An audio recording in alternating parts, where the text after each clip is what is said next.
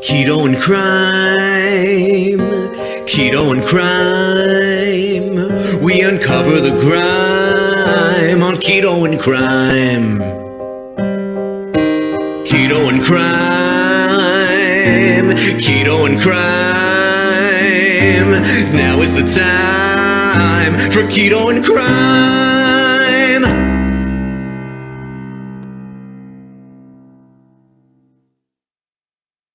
Hey everyone, Tracy here from Keto and Krime. Thank you so much to every single one of my patrons and channel members. You make this possible. And you're one of the reasons I do this. And I thank you from the bottom of my heart. And if I haven't said it before, thank you. I'll sing it. Thank you.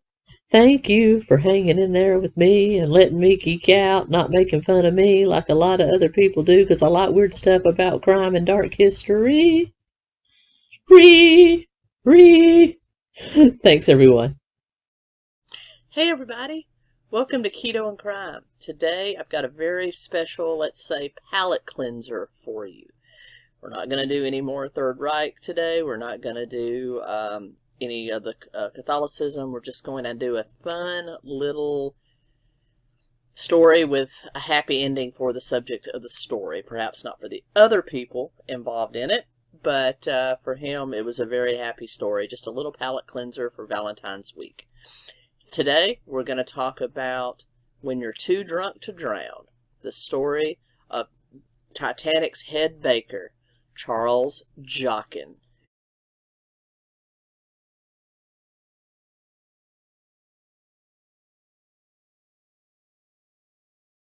Who was just drunk enough to survive the tragedy that occurred April 14th to 15th in 1912. So with that being said, if you're new here, welcome. I do dark history, true crime, and some commentary here, as well as horror film reviews, so I'm a little bit of everything. I am not Crazy Christmas Tree Lady. This is a Valentine's tree. It changes with the season, so you will always see that. If you are a subscriber or have been here before, welcome. Thank you. Couldn't do this without you. With that being said, let's dive in to this really, really weird story. We've all heard the story of the Titanic. We know it was the greatest vessel ever created. It was the unsinkable. It was the most luxurious liner ever created. And we know that it sank on its maiden voyage. Through a series of kerfuffles that could only be described as a perfect storm, from a fired crew member taking the key that had the binoculars that the watchman in the tower would use to see the icebergs, to the captain trying to set a world's record for the quickest Atlantic crossing, and he was just hurrying along, too pinned up on that goal to see the danger of it, the fact that they were traveling late in the year, later than you would normally travel in the North Atlantic, particularly in the early 20th century. And the fact that there was just unusual mounds of ice everywhere. So a huge amount of human error led to the sinking. Also, a major part of it was the amount of lifeboats that were on the ship. Basically, there was 20 lifeboats, including 4 collapsibles that were kind of, would collapse down and were stored in other parts of the ship. But 20 lifeboats that at full capacity could only carry 1,178 people, with a ship that had a capacity of 3,500 people. Now, on this maiden voyage, there were only 2,200 people on board, just over 2,200 people on board. However, another human error was the fact that they were afraid that the lifeboats might capsize, so they were sending many of them down with some with less than 20 people in it. So in the end, you had about 1,500, more than half of the people that were never put on a lifeboat. The vast majority of them, contrary to popular opinion, were men. This was very much a women and children first scenario. However, some of the lifeboats, depending on what side of the boat you were on, what side of the ship you were on, were loaded in two different ways. You had a second officer on the left-hand side of the ship that was saying only women and children in the boat, and then you had a first officer, Murdoch, on the other side of the ship who was took it very literally, women and children first. So when all the women and children on his side were loaded, then he would allow men in. Also, another popular misconception was that the third-class passengers were locked below deck. That was absolutely not true. There were gates. They were barred from certain parts of the ship, but those gates were not locked to drown them. They were just left locked. And unfortunately, I think that's a tragedy, something that should never have happened. That's what happened. The first class, the elites, the rich, whatever you want to call them, they fared a lot better than second class, which would have been a middle class, and then the third class. And of the people that died in the first class, 97% of the women that had booked a first class ticket on RMS Titanic lived. It was much, much, much less for first class men. Second class men fared even worse. Second class women, about 85% of them survived. And then when you get into the third class, they didn't fare very well at all. And the worst sufferers were the crew of the Titanic. They died in absolute droves, which is why it's so... That's why the story of Charles Joughin is so inspirational, because he was a hero. He's best known for being the drunk baker that was too drunk to freeze to death, but he was so much more. And I'm going to be intercutting his story with clips from the 1951 movie It Happened One Night, a great, great Titanic movie. I know we all, the James Cameron masterpiece, which is one of my favorites, and he was also in the James Cameron masterpiece. Although we didn't get any dialogue from him, I'll show you his picture right here.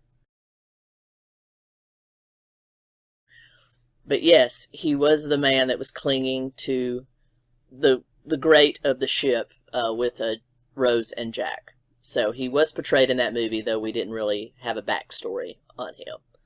So he did survive. He treaded water for 2 hours, in water that was -2°C, and survived. So how did he do it?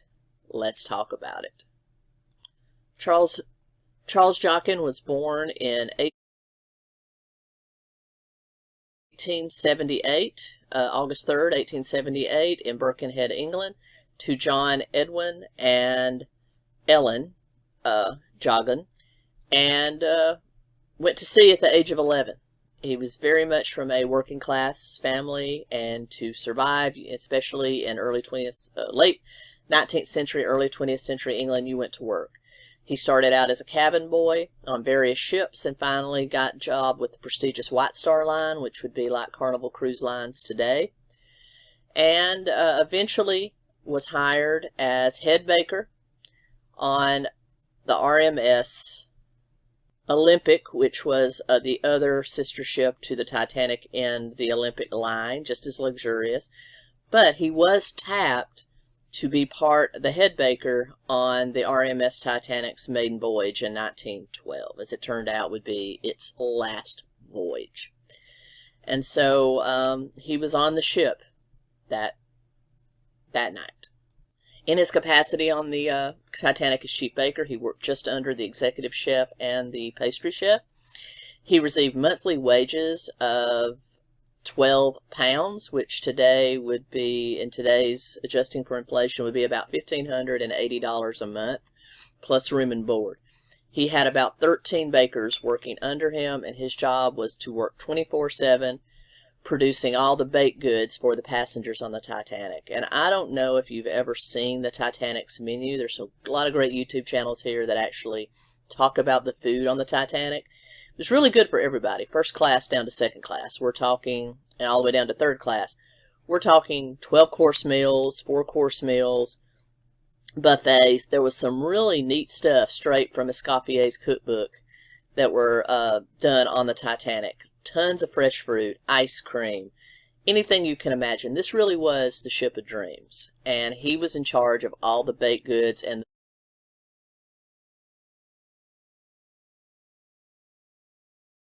the desserts on that maiden voyage. And so, of course, we have to jump right to the faithful hitting of the iceberg on April 14th at approximately 11:40 p.m. John was off duty. He was in his bunk, which he shared with a couple of other bakers. And when he felt he had been drinking, they don't actually say what he was drinking, but he was drinking that night. He was drinking whiskey.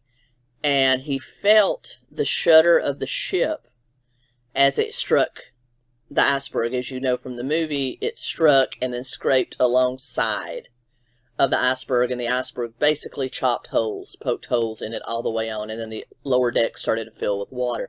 He felt that initial strike and then felt as it drug along. It shuddered. He thought himself, that's not good, as anybody would. So he finished the whiskey he was drinking. He got up and he went up to see what was going on. It was at that point that they started calling for lifeboats, and he knew that something was wrong. So he went back down to his cabin. He put on his life jacket. He took another few swigs of whiskey, and he went back up and went to the kitchen, one of the main galleys, and instructed the bakers on duty to start putting as much bread and baked goods as they could and bring them up top to put into the lifeboats in case people were going to be in the lifeboats for several hours. He wanted there to be food available. So he was thinking duty all the way.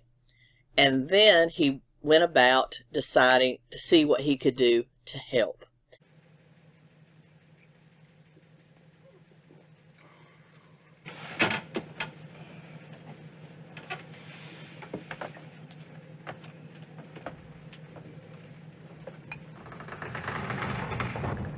And it was at that point that he was tapped by Chief Officer Henry Tingle Wild to be the captain of Lifeboat 10.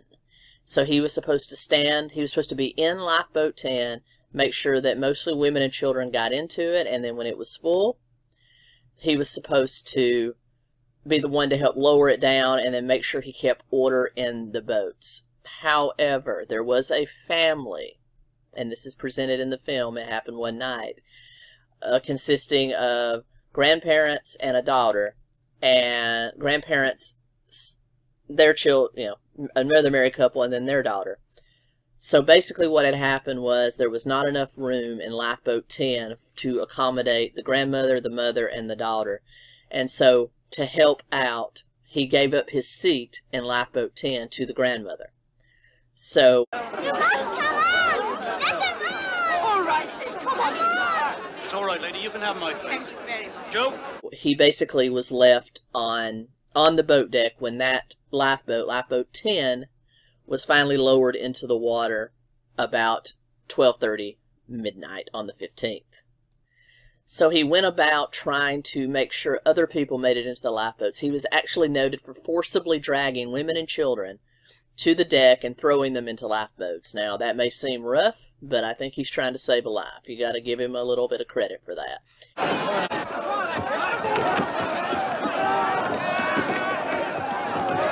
In addition, he kept going to and from his, as you would, to and from your quarters, drinking more whiskey. He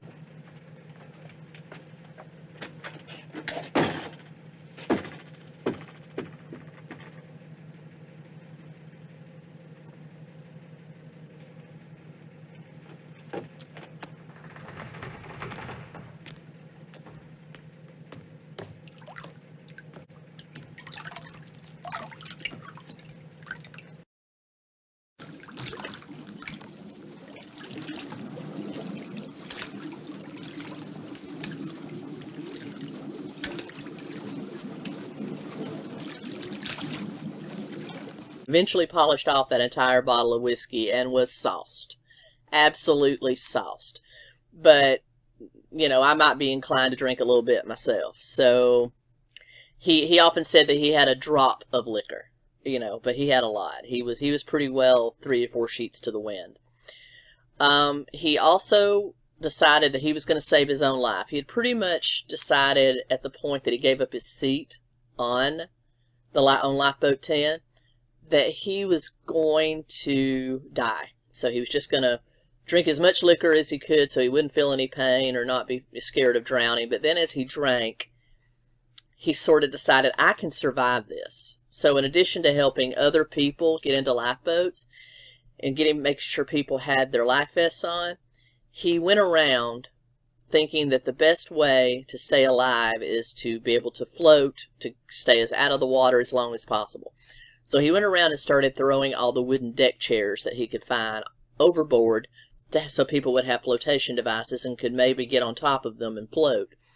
And so he decided, just like Jack and Rose did in the movie, that he needed to stay on the ship as long as possible to give the Carpathia, which was the ship that had answered their SOS call, time to get there.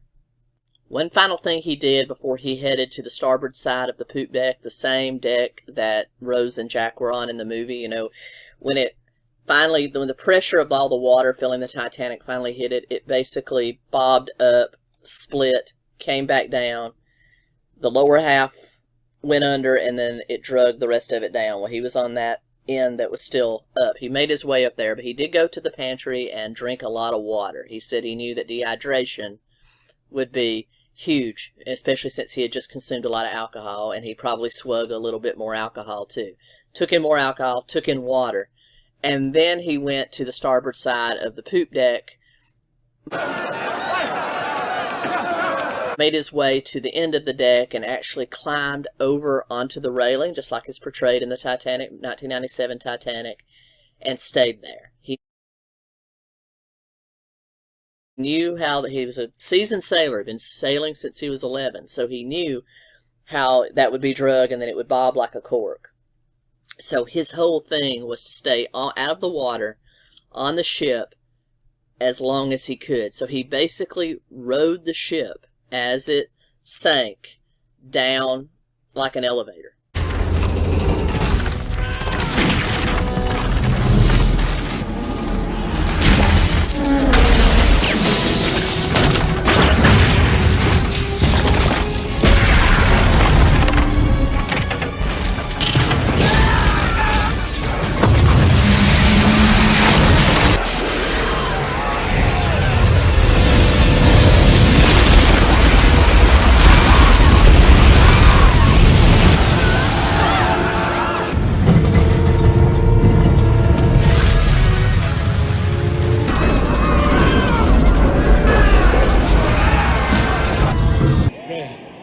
We ought to say a prayer.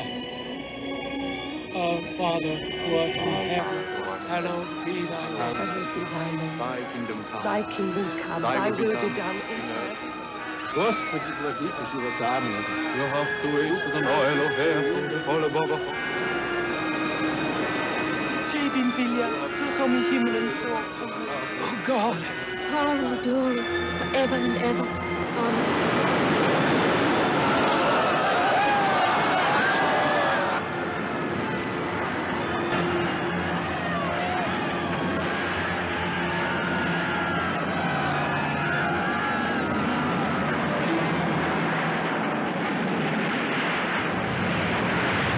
And he said that one of the things that he thought, just like portrayed in the movie again, they should have really had him be the one with the words of wisdom in that movie. That's a huge travesty. But he also knew that when it went under, it would suck everything down.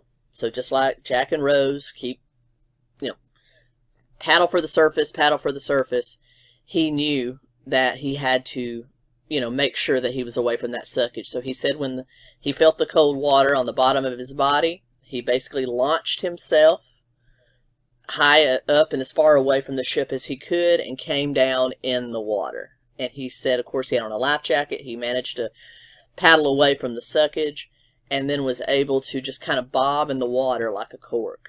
And because he was snookered, the cold water instantly caused the alcohol to metabolize at a much slower rate. So his body temperature was higher than the average.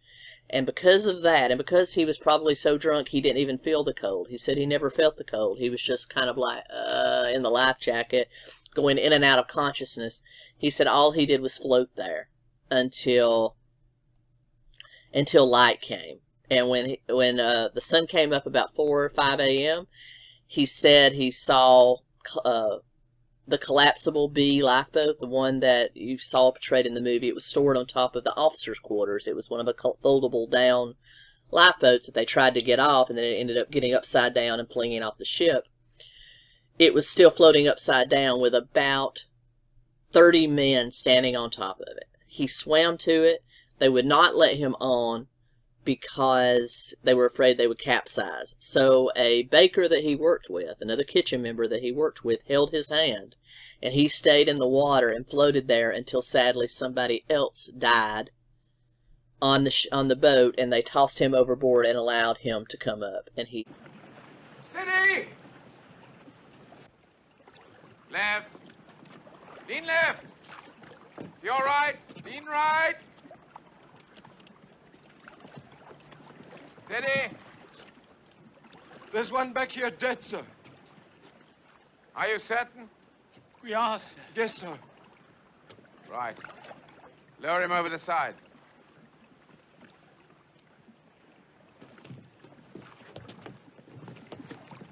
Lean left. Lean left. Gently. Gently. All right for the baker to come aboard now, sir? Yes. Pull him in. Lean right. Lean right. Steady. Thank you, sir. I beg your pardon, sir. It's the cold. famously stood there until he was rescued by the RMS Carpathia. And his only symptom of being in the water, 2 to 3 hours, swollen feet. And so this is a absolute notable exception of a time alcohol can save a life. Absolutely. And as you can see, this is a very happy story for him. He went on to testify in the British Inquiry, and, you know, his story got a little more vague as he went on. He was even noted saying is that he saw the iceberg and there was a polar bear on it waving to him. So he got a little out there as he got older. But you can simply say that by, you know, people testified, other survivors testified, seeing him put people in lifeboats and urge people to get their life jackets on. So he definitely was a hero. And I thought this would be just an absolute great way to celebrate St. Valentine's Day with love for your fellow man, your fellow woman, your fellow child, whatever you are. I have love for you. He had love for you. So I really thought this would be a great way to, a great little palate cleanser for the week. And with that being said, until next time, Keto and Krime.